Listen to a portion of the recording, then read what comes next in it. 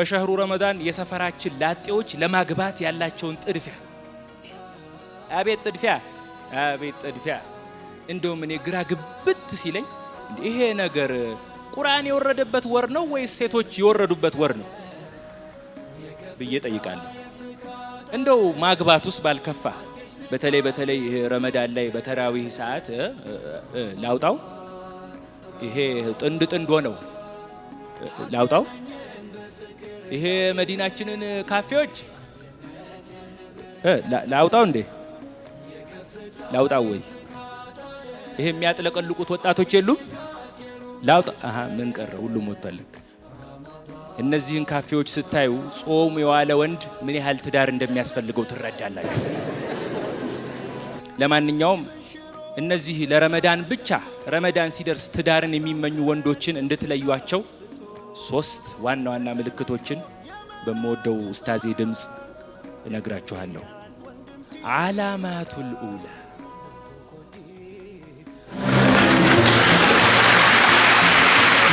የመጀመሪያው ምልክት የኔ እህት አንዴ ሱና ወንድምሽ የታሉ ለአላህ ብለው የተዋደዱ የሚለውን ሐዲስ ቴክስት ያደርጋል።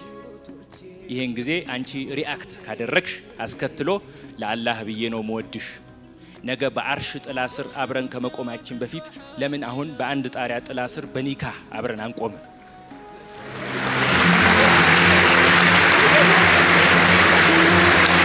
የሚል ጥያቄ ያስከትላል። ታዲያ ፍጥነቱ አስገርሞሽ መልስ ለመሞለስ የሞከርሽ ሳለ አየር ላይ እኔ የምለው ያለ ዘይት ያለ ምስርና ያለ ቂጣ ሳምቡሳ መጥበስ ትችያለሽ የሚል አጠርቅጠን ያለ ጥያቄ ይጠይቃል። አንቺ መልስሽ ያለ ዘይት ያለ ምስርና ቂጣማ መጥበስ የሚቻለው ያንተን ጨጓራ ብቻ ነው ያልሽ እንደሆነ አበቃ። አላማቱ ሳኒ ሁለተኛው ምልክት የኔ እህት እንደው ሐላልሽን አላህ ይወፍቅሽ።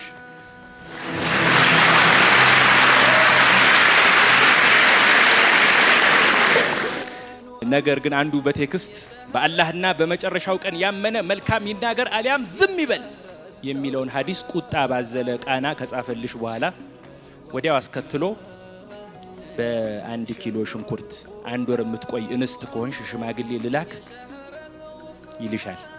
አንቺም ተናደሽ መልስ ለመመለስ ስትሞክሪ ቀደም ብሎ መልስ ከመመለስሽ በፊት ከላይ ያለውን ሐዲስ በደንብ አስተውይ ይልሻል።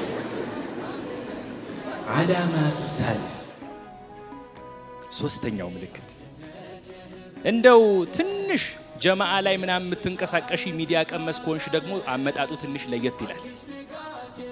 በቅድሚያ የጀነት ሰላምታን በቸኮለ የፌስቡክ ሰላምታ ተክቶ አስወርውብ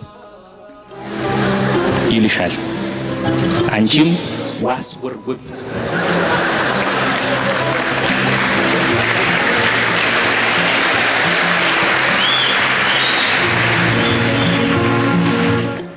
ዋስወርውብ በማለት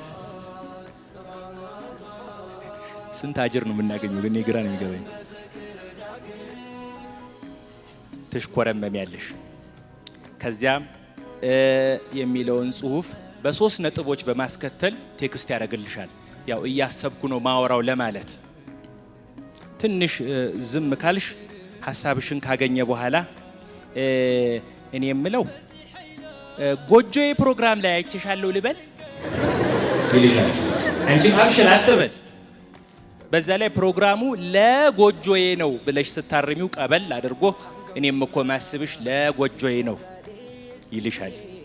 ትንሽ ዝም ካልሽ በሐላል ኒካህ እንሰር እንጂ ላንቺ ያለኝን ፍቅር የሚገልጽ ማስታወቂያ በመሐመድ ፈረጃ አሰራልሻለሁ።